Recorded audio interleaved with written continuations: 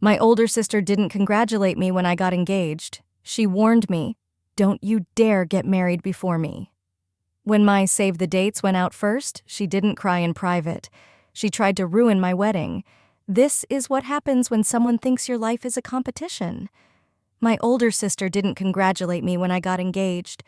She leaned in close at our parents' kitchen island, smiled like we were sharing a secret, and whispered, "Don't you dare get married before me."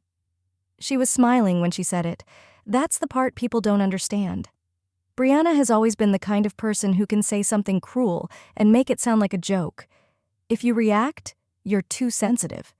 If you don't, she gets away with it. I laughed when she said it, not because it was funny, because that's what I've been trained to do. "Oh my God, relax," I said lightly. "You're older, you've got time." Her hand tightened around her wine glass. "I'm serious, Ava," she said quietly. "It would be humiliating for me." Humiliating. That word stayed with me. For context, Brianna is 3 years older than me. Growing up, that gap might as well have been a decade. She was the varsity cheer captain, the loud one, the natural leader. I was the quiet one, the easy one, the one teachers described as mature for her age. What they meant was, I didn't cause problems. Brianna always had to be first. First to drive, first to move out, first to bring home a boyfriend, first to get engaged. Except she never actually got engaged. There were near engagements, dramatic breakups. He was about to propose. His mom ruined it. He wasn't ambitious enough. Every relationship ended with a story where she was the misunderstood almost bride. By the time I met Noah, she was dating a guy named Tyler, who had been about to propose for almost 2 years. When Noah proposed to me, it wasn't dramatic. No flash mob, no rooftop violinist, just the two of us on a hiking trail we love, sitting on a rock overlooking the lake. He got down on one knee, hands slightly shaking, and said, "I don't want to build a life with anyone else." It was simple. It was solid. It felt safe. I called my parents first. My mom screamed. My dad said, "About time." We laughed. It felt good. Then I called Brianna. She picked up on the second ring. "Well," she said, "how was the hike?" "He proposed," I said, and I couldn't stop smiling.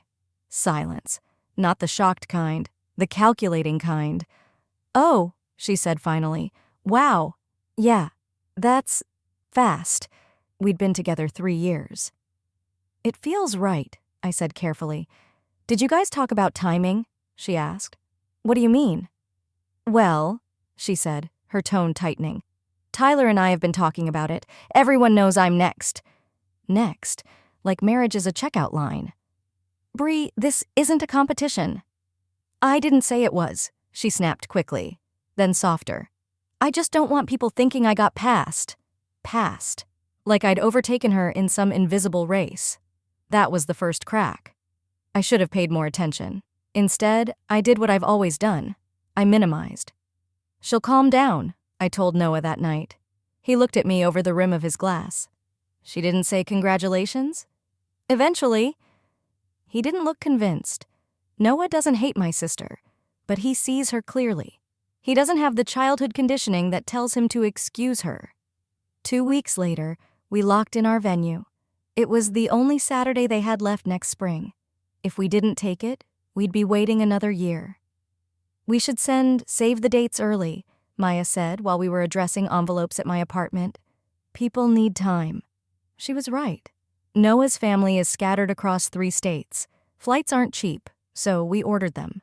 Cream cardstock, minimal design, just our names and the date. The day they arrived, I laid them out on the dining table and took a picture.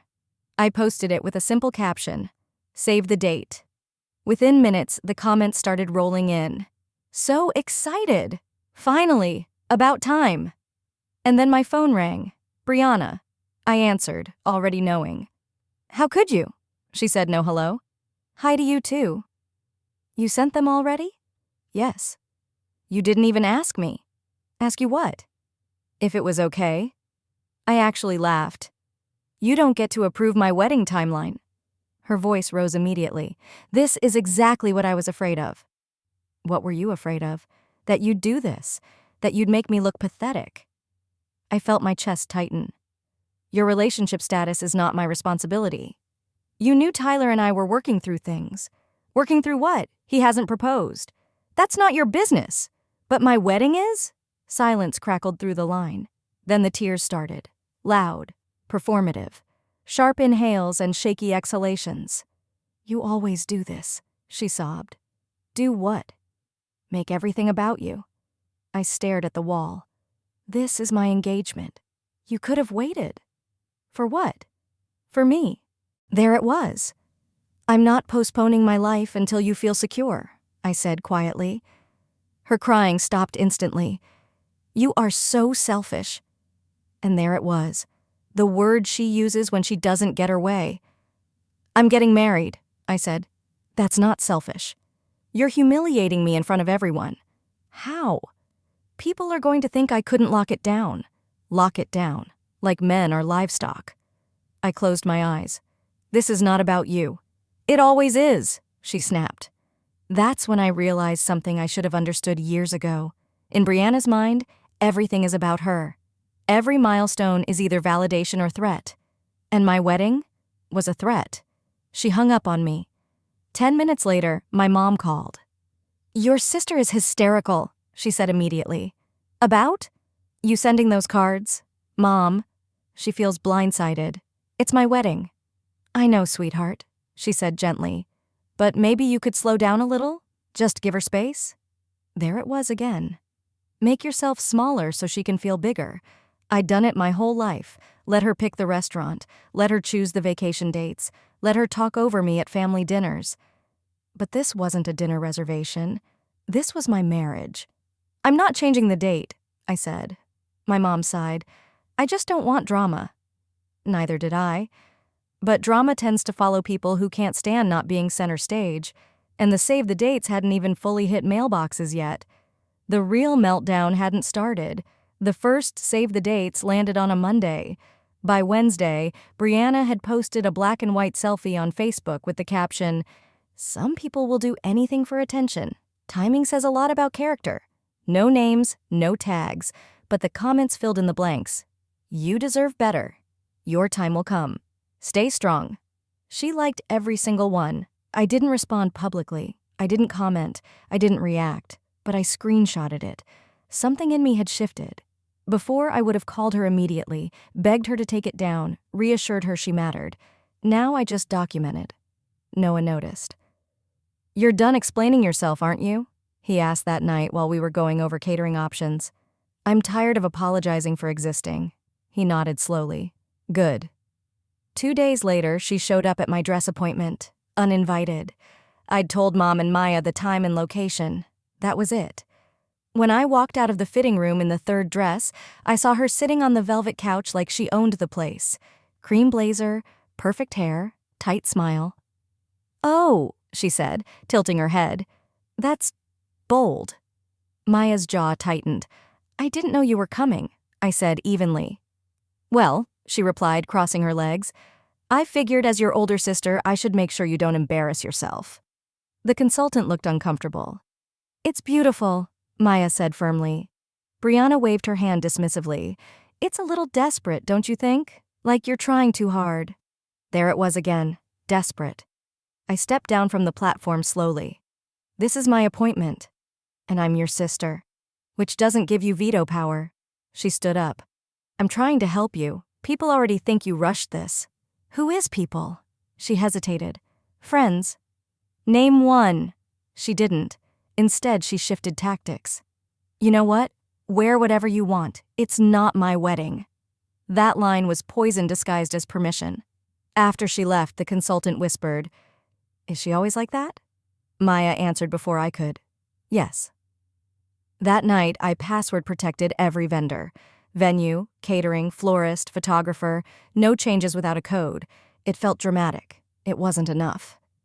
A week later, my venue coordinator called. Hi, Ava, just confirming you requested to move your date to October? My stomach dropped. What? We received a call from someone identifying as you. Cold spread through my chest. I did not call. She paused. They had your full name, your fiancé's name, even your email. I knew exactly who it was.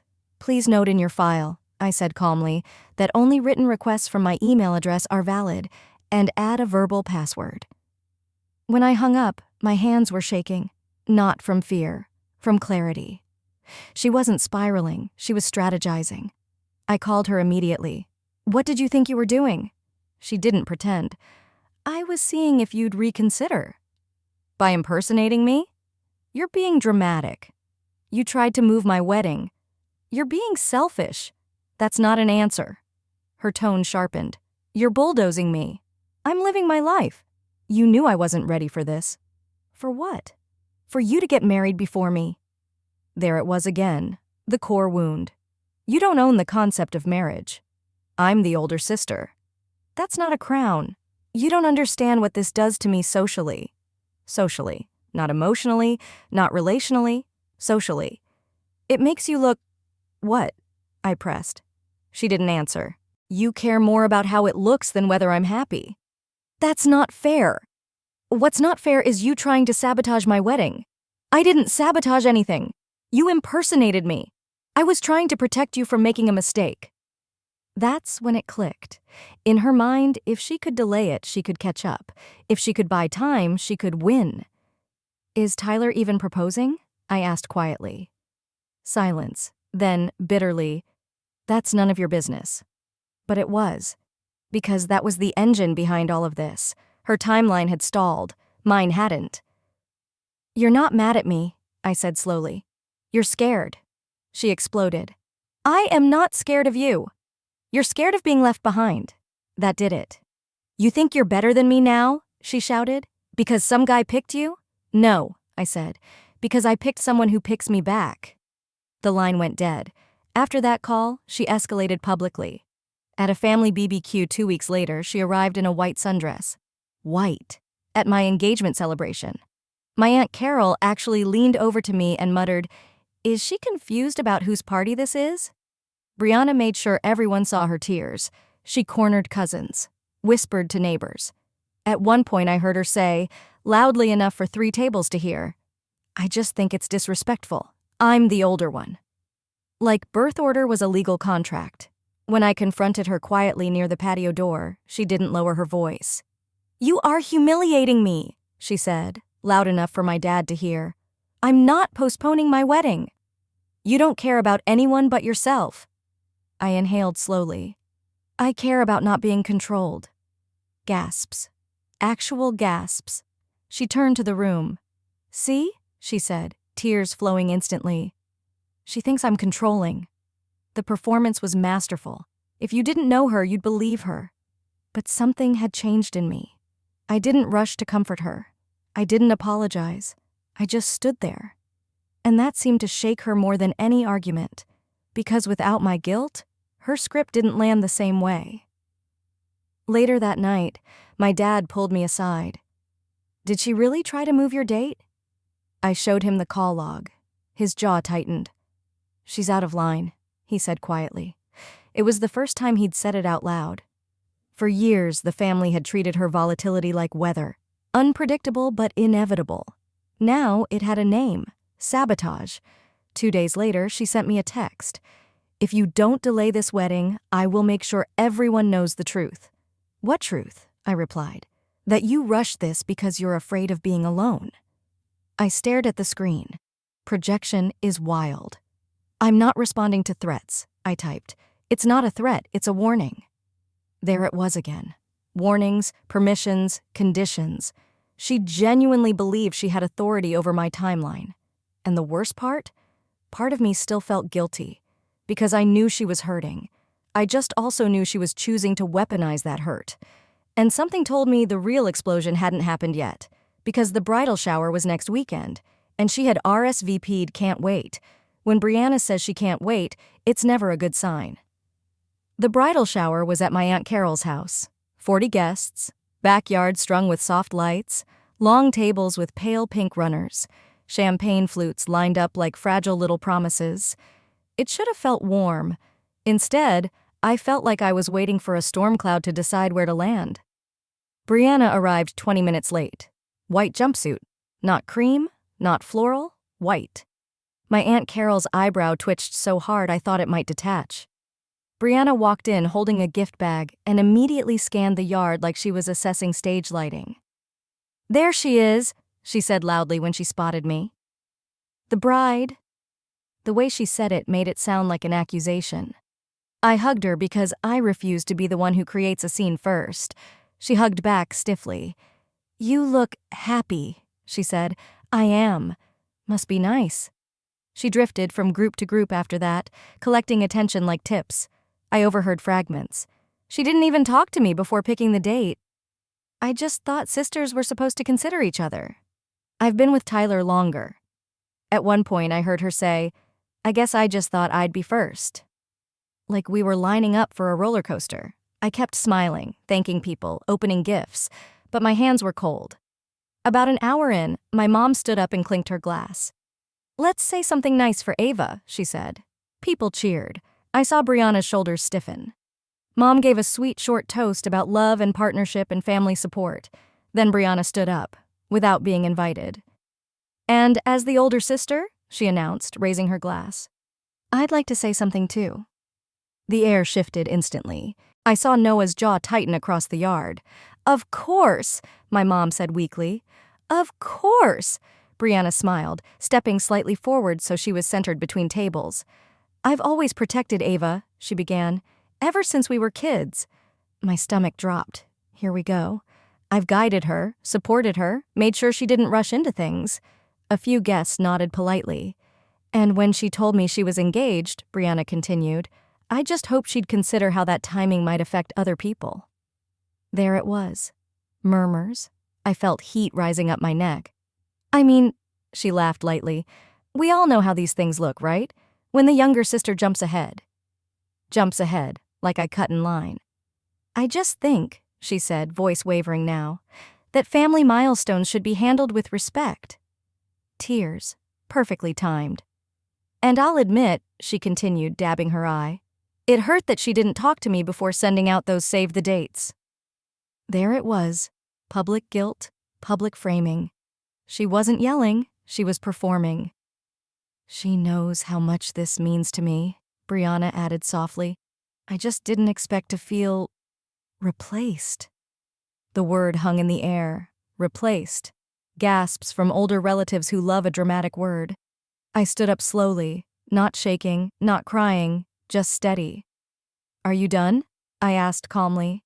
A few people shifted uncomfortably. Brianna blinked. "I'm just expressing how I feel." "At my bridal shower?"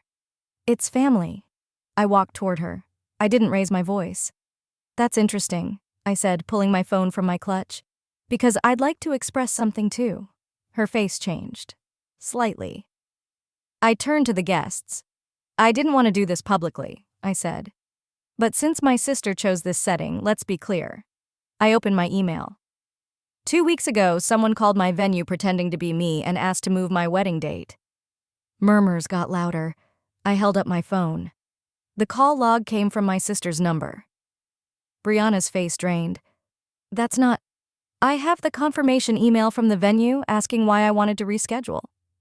I looked directly at her. "Would you like me to read it?" Silence. Real silence. Not performative. Heavy. "You're lying," she said, but her voice was thinner now. "I password protected every vendor because of that call." I swiped again. "And here are the texts where you told me to delay my wedding." I read them out loud. "Don't you dare get married before me." A few guests gasped. "And, if you don't delay this wedding, I'll make sure everyone knows the truth." Brianna's hands were trembling now. "You're twisting that." "Am I?" I stepped closer. "You showed up to my dress appointment uninvited. You tried to change my wedding date. You've been telling people I'm humiliating you by getting married." She opened her mouth, but no sound came out. "I'm not replacing you," I said clearly. "I'm living my life." The yard was completely silent. "You being older doesn't give you ownership of marriage. It doesn't give you veto power over my timeline. And it definitely doesn't give you the right to sabotage my wedding." Tears were streaming down her face now, but they didn't look strategic anymore.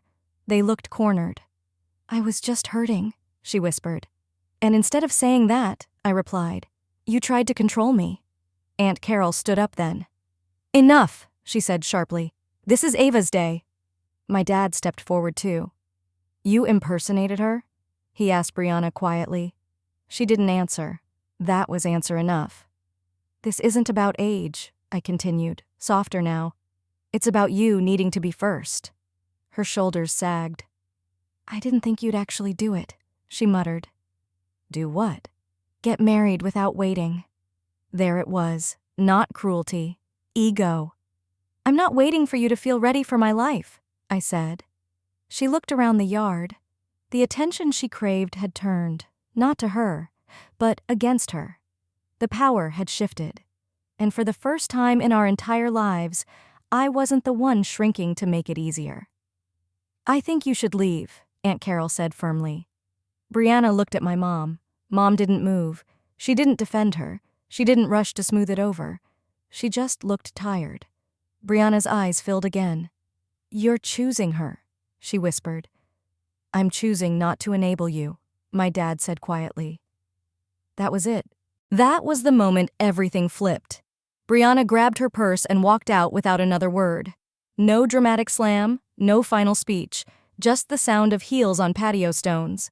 When the gate clicked shut, the entire yard exhaled. I stood there, heart pounding. Noah came up behind me and put his hand on my back. You okay? He asked. For the first time all day, I was. Not because she left, but because I didn't apologize for staying. The silence after she left didn't feel awkward. It felt clean. For years, every family gathering had a tension thread running through it. You could always feel it under the table, waiting for Brianna to tug. That night, it was gone. Not because everything was fixed, but because it was exposed. People came up to me slowly, one by one. I had no idea. She tried to change the date? That's not okay. A few older relatives avoided eye contact. The kind who believe family conflict should be swallowed whole and never named. But no one defended her. That was new. Later, after the guests filtered out and the yard was just empty chairs and half-drunk glasses, my mom sat down beside me. I should have stepped in sooner, she said quietly. I didn't respond right away, because this wasn't new behavior. It was just the first time I refused to absorb it. You always asked me to keep the peace, I said. I know. But the peace was just me being smaller. Her eyes filled. I didn't realize how much pressure that put on you. That part hurt. Because I believe her. Enablers don't always see the cost of their silence. I'm not postponing, I said gently, and I'm not pretending this didn't happen. She nodded. She's embarrassed, Mom added softly. I'm sure she is. And for once, that wasn't my problem to fix. The next morning, Brianna texted me. Not an apology, a statement. I can't believe you humiliated me like that. I read it twice. Then I typed, You humiliated yourself. I stared at the words for a long time before sending them. Then I added, You are no longer invited to the wedding unless you agree to these boundaries. 1. No speeches. 2. No white or off-white attire. 3. No contact with vendors. 4. No attempts to discuss timeline or competition. 5. One public apology for attempting to sabotage my date. I sent it. No emojis, no cushioning. Her reply came an hour later. So I have to beg to attend my own sister's wedding? It's not your event, I responded. Silence. Then, You've changed. That line again. What she meant was, you stopped yielding. I've grown, I replied. She didn't answer. 3 days passed. Then she sent one final message. I won't apologize for having feelings. You're allowed to have feelings, I typed. You're not allowed to weaponize them. No response after that. She didn't attend the wedding. She told extended family she was emotionally unwell. She posted vague quotes about betrayal and sister rivalry.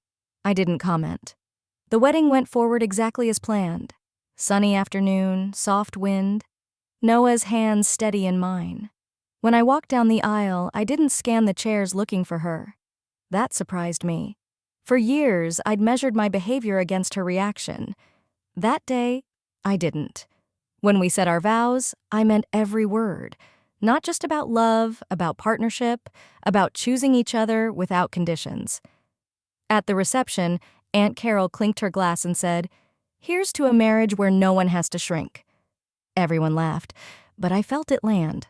Months later, Brianna and I exist in a kind of distant orbit.